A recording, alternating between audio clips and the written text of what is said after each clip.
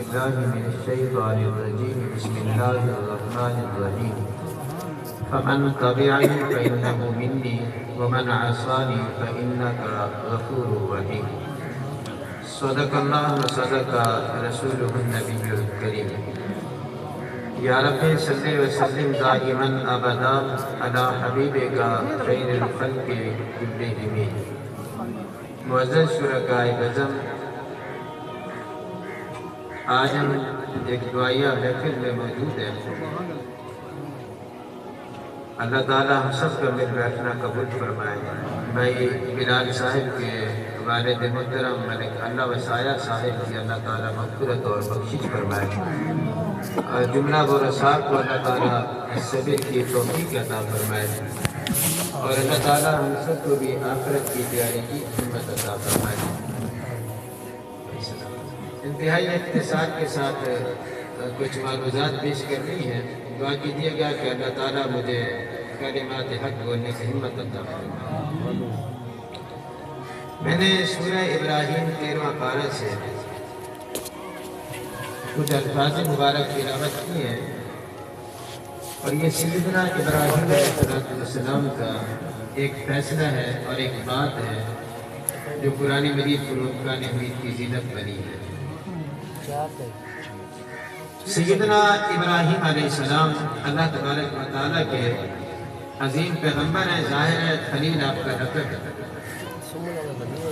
بانی کعبہ ہے، کعبہ شریف کی سب سے پہلے تعمیر کرنے والے ہوئی ہیں، اور حج کی دعوت دینے والے بھی ہوئی ہیں۔ سیدنا ابراہیم علیہ السلام خلیل اللہ ہے۔ سیدنا ابراہیم علیہ السلام کا ایک قول قرآن مجید فرقان حمید کی سورہ ابراہیم میں ہے۔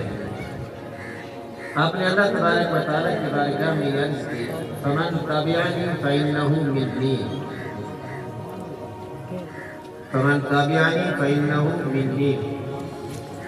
مولا کریم جن لوگوں نے میری اتباع کی ہے وہ میرے ہیں۔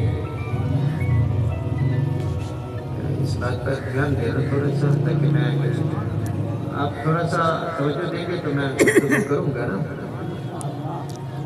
ابراہیم علیہ السلام اللہ تعالیٰ کی بارگاہ میں یہ بات درج کر رہے ہیں، مولا جن لوگوں نے میرا کلمہ پڑھا اور میری اتباع کی فَإِنَّهُ مِنِّي، وہ میرے ہیں۔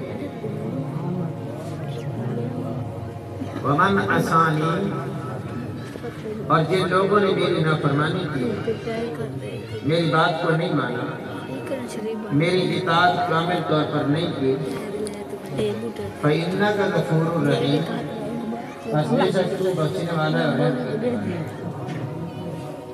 اچھا، کلام کا خلاصہ یہ بنتا ہے کہ ابراہیم علیہ السلام اللہ کے خلیل ہیں، اللہ کے پیارے ہیں۔ دعا کا جو انہوں نے انداز اپنایا نا وہ بڑا پیارا ہے۔ کہتے ہیں مولا جو نیک ہیں وہ میرے ہیں،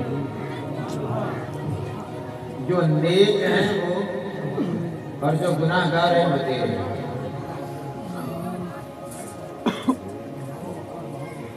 یہ فیصلہ کس کا ہے؟ ابراہیم علیہ السلام کا۔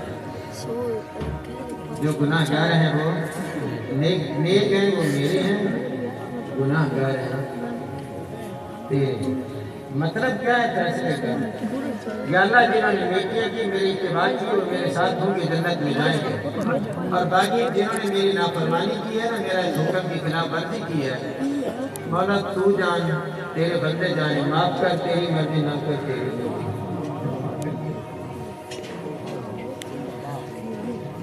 یہ فیصلہ کس کا ہوا ہے؟ ابراہیم علیہ السلام کا۔ اور تھوڑا سا اگر ہم اس بات کو بھی دیکھیں نا جی، اچھے بندے کے ساتھ تو ہر ایک ہوتا ہے، دیکھنا مارے کے ساتھ ہوتا ہے۔ اچھے کو تو ہر ایک اپنے قریبی کرتا ہے، خود بھی اس کے قریب ہوتا ہے، اور جو تھوڑا سا لیول میں کم ہو نا جی، اس کو نزدیک کوئی بھی نہیں بیٹھتا جی۔ ابراہیم علیہ السلام کے فیصلہ بڑا پیارا ہے جی، مولا جو نیک ہیں وہ میرے ہیں، جو گناہ گار ہیں وہ بخشے، تیری مرضی نہ بخشے، تیری مرضی، تیری بندے ہیں۔ یہ فیصلہ ابراہیم علیہ السلام نے کر دیا۔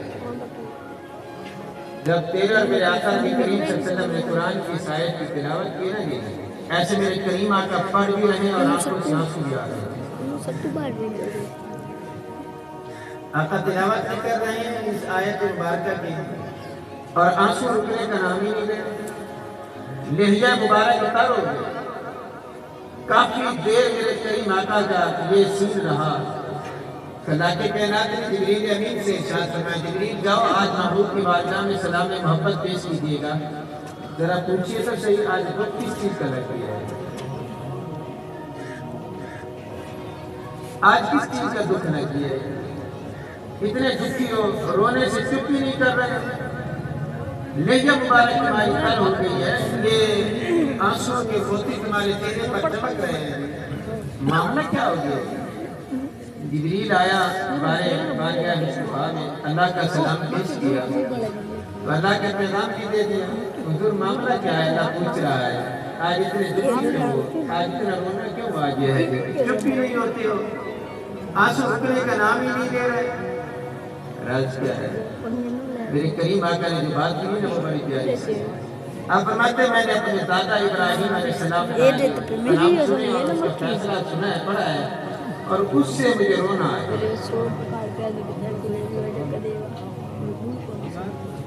اس سے مجھے رونا آیا۔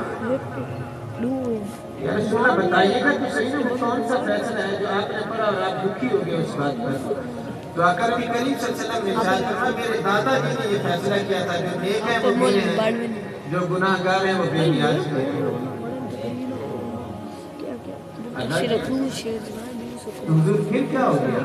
فرمایا بس مجھے اس فیصلے پر دکھ ہو رہا ہے، میں اسی پر رو رہا ہوں۔ جبریل اللہ تعالیٰ کی بارگاہ میں حاضر ہوتے ہیں، عرض کرتے ہیں یا اللہ، محبوب تیرے محبوب کی بارگاہ میں گیا تھا، وہ ابراہیم علیہ السلام کا جو فیصلہ ہے نا، اس پہ وہ دکھیاں اور غمگین ہیں کہ جو فیصلہ انہوں نے کیا تھا، جو نیک ہیں وہ میرے ہیں، جو گناہ گار ہیں وہ اولاد تیرے ہیں، بس اس بات پر رو رہے ہیں۔ اللہ تعالیٰ نے ارشاد فرمایا، جبریل جاؤ محبوب کی بارگاہ میں سلام پیش کر کے پوچھو، یہ فیصلہ ان کا تھا، تمہارا کیا فیصلہ ہے؟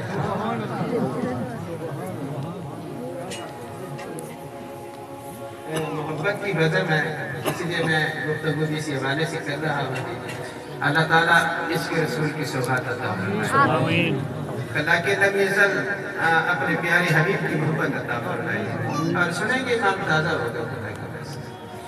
میرے آقا نبی کریم صلی اللہ علیہ وسلم نے جبریل کو کیا جواب دیا؟ میں جبریل وہ فیصلہ میرے دادے نے کیا تھا، میں ایسا نہیں چاہتا کہ گناہ نیک اپنے ساتھ ملا لوں اور گناہ گار بے نیاز کے حوالے کروں، میں ایسا نہیں چاہتا۔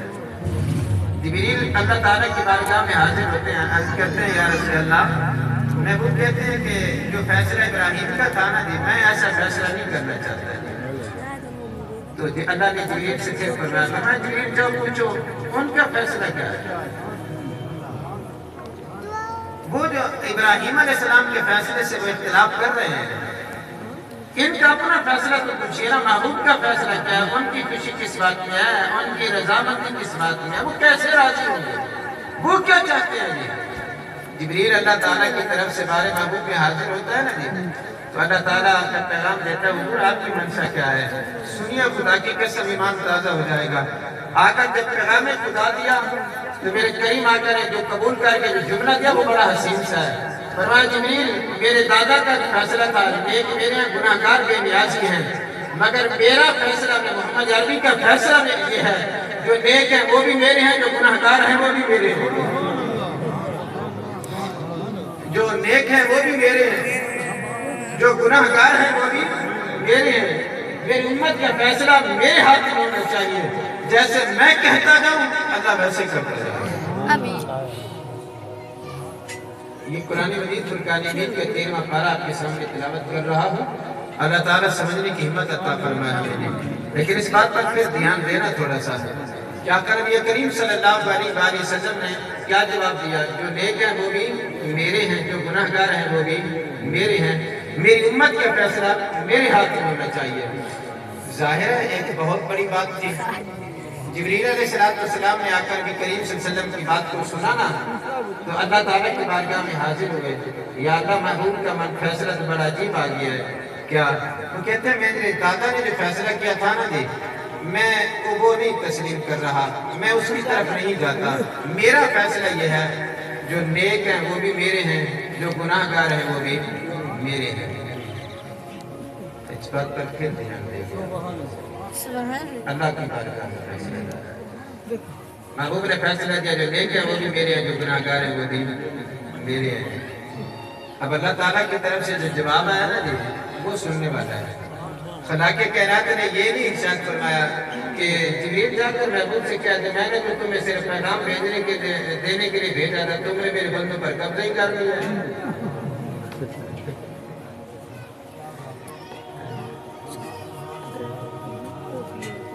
تم میرے بندوں پر قبضہ ہی کر کے بیٹھ گئے، تمہیں رحمت للعالمین کو بنایا ہے، تم اتنا پیار آ گیا ہے تم امت پر کہ کہتے ہیں جو گناہ گار ہیں وہ بھی میرے ہیں، جو نیک ہیں وہ بھی میرے ہیں، میری امت کا فیصلہ میرے ہاتھ میں ہوگا۔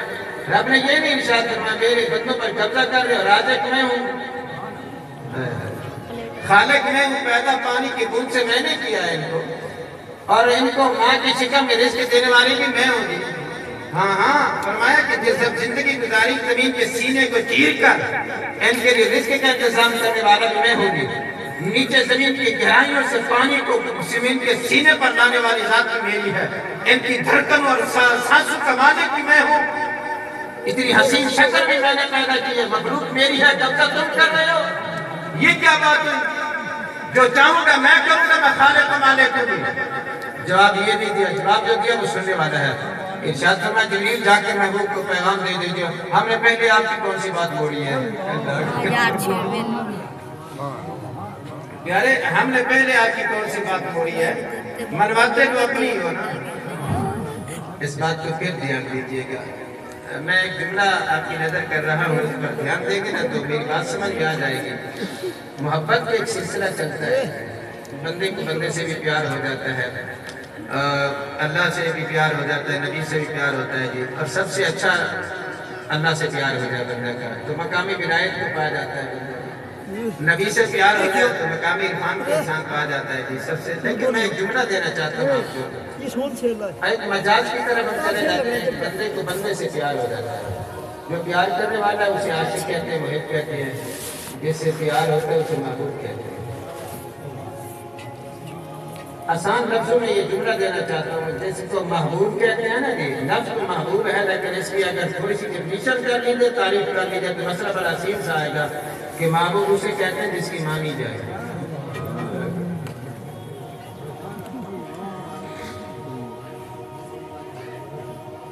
جس کی مانی جائے۔ جب تم نے محبت کا راگ الاپا بھی ہے نا تو کسی سے محبت کا دعویٰ بھی کیا تو پھر وہ جو محبوب ہے نا اس کا مطلب ہے اس کی مانی جائے۔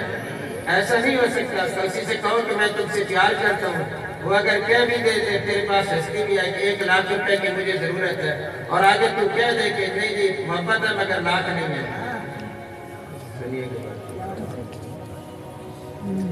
پیار ہے مگر پیسے پوسے نہیں ہیں، کہتا ہے یار میں تم جو مجھ سے پیار کرتے محبت کرتے مجھے ایک سواری کی ضرورت ہے، مجھے سائیکل موٹر لے کر دے دیجیے، کہتا ہے وہ ٹھیک ہے اس کی میرے پاس ہے، پیار اپنی جگہ مگر میں اتنا پیسہ خرچ نہیں کر سکتا تیری ذات کی خاطر۔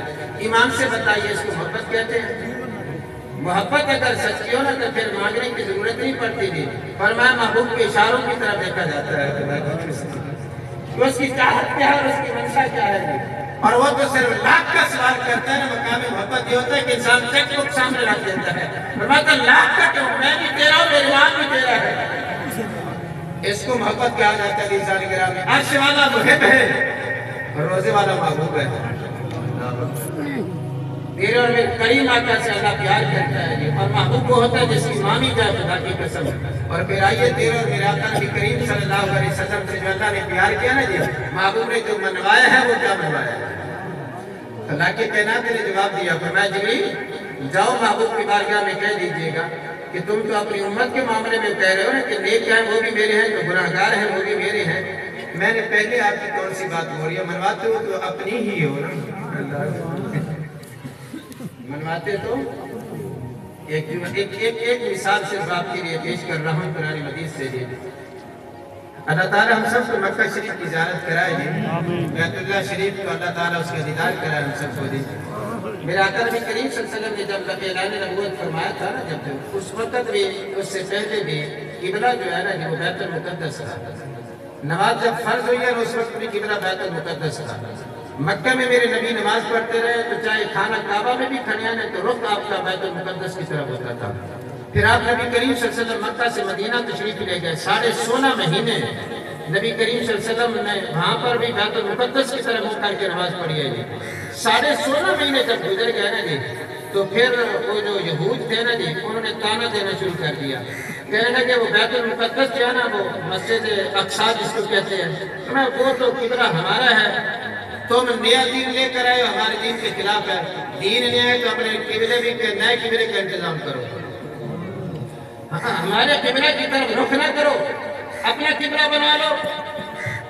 یہ بات چلتی چلتی میرے آقا کی بارگاہ میں جب پہنچی نا جی تو رسول اللہ جی ظہر کا ٹائم آ گیا تھا۔ میرے آقا نبی کریم صلی اللہ علیہ وسلم نے ظہر کی نماز پڑھانا شروع کی نا جی، 4 رکعت نماز تھی۔ مسجد قبلتین آج بھی موجود ہے، وہاں زیارت گاہ ہے ہمارے لیے، وہاں جاتے ہیں، نماز پڑھنے کا بہت بڑا ثواب ملتا ہے۔ وہاں گئے میرے آقا نبی کریم صلی اللہ علیہ وسلم ظہر کی نماز پڑھا رہے تھے 4 رکعت۔ سبحان اللہ، کتنی رکعت؟ 1 رکعت ہو گئی، دوسری رکعت ہو گئی، تیسری رکعت پر جب میرے کریم آقا کھڑے ہوئے نا جی، دھیان دینا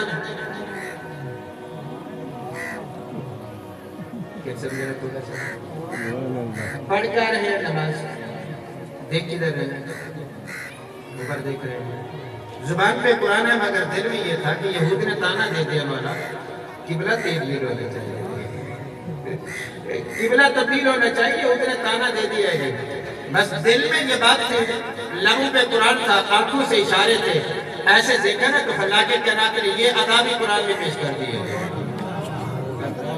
آقا نبی کریم صلی اللہ علیہ وسلم کی اس ادا کو بھی قرآن بنا دیا گیا ہے، اور سنیے گا کیا کہا قرآن نے، قَدْ نَرَا تَقَلُّبَ وَجْهِكَ فِي السَّمَاءِ، اے پیارے آپ جو اپنے چہرے کو آسمان کی طرف اٹھا رہے ہیں، ہم اس کو دیکھ رہے ہیں۔